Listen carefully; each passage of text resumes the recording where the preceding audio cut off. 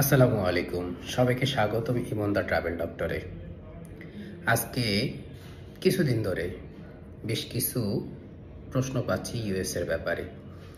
So এই প্রশ্নগুলোর উত্তর দেওয়ার জন্যই আজকে আমি লাইভে এসেছি বা আজকের এই ভিডিওটা তৈরি করছি। তো পুরো ভিডিওটা থাকবেন, ইনশাল্লাহ আপনাদের অনেক প্রশ্নের উত্তর পেয়ে যাবেন।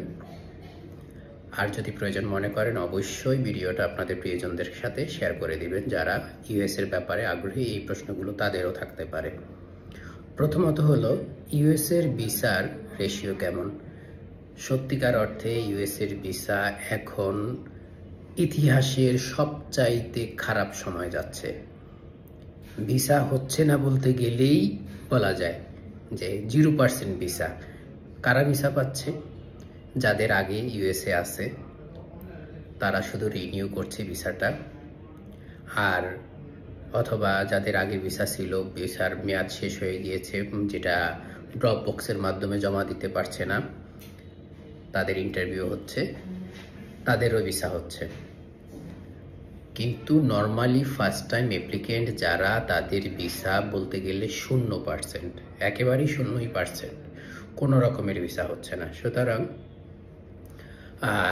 এই মুহূর্তে যাদের অ্যাপয়েন্টমেন্ট আছে, যারা অ্যাপয়েন্টমেন্ট নিয়েছেন, তাদের জন্য এটা অনেকটা অশনি সংকেত। তো এদের জন্য বলা যায় যে কোনো কি উপায় নাই? উপায় আছে। আরেকটা বিষয় হলো, যারা আমেরিকায় যেতে চান তারা কি কখনো ইউএসএ অ্যাপ্লাই করবেন না? বা এই মুহূর্তে কি অ্যাপ্লাই করা উচিত হবে কি উচিত হবে না, সেই বিষয়টা নিয়ে আলাপ করব। প্রথম কথা হলো, যাদের অলরেডি অ্যাপয়েন্টমেন্ট নেওয়া আছে রিসেন্ট টাইমে, বিশেষ করে ডিসেম্বর পর্যন্ত যাদের অ্যাপয়েন্টমেন্ট নেওয়া আছে, তাদের জন্য পরামর্শ হলো, যদি সম্ভব হয় আপনারা অবশ্যই আপনাদের অ্যাপয়েন্টমেন্টটা রিস্কেজুয়াল করেন বা রিশিডিউল করেন। এই সময়টাতে ভিসা না হওয়ার সম্ভাবনা সবচেয়ে বেশি, এবং এখন যেহেতু হচ্ছেই না, আপনাদের ভিসা হওয়ার সম্ভাবনা 99.99% বলা যায়।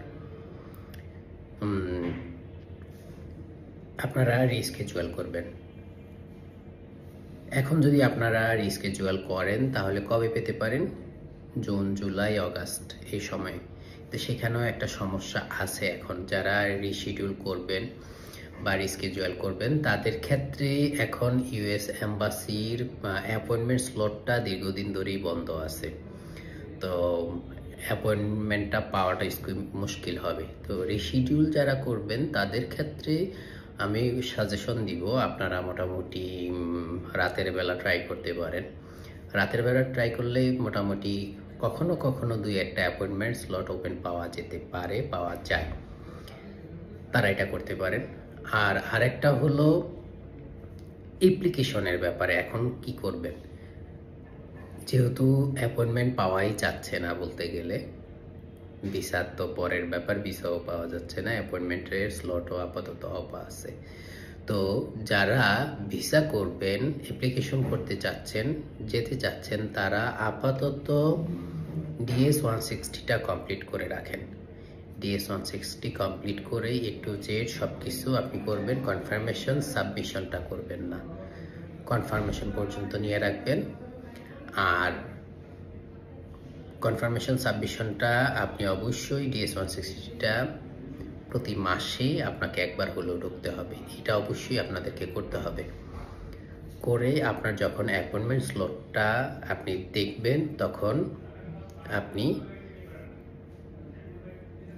পেমেন্টটা নিয়ে নেবেন।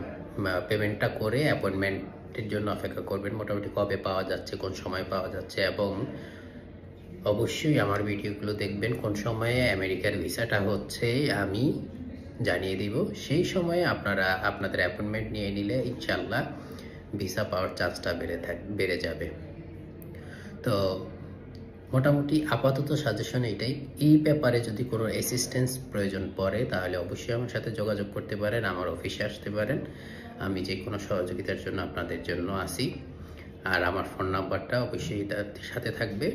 আপনারা আপনাদের প্রিয়জনদের মাঝে এটা অবশ্যই ছড়িয়ে দিবেন যারা আমেরিকার ব্যাপারে আগ্রহী।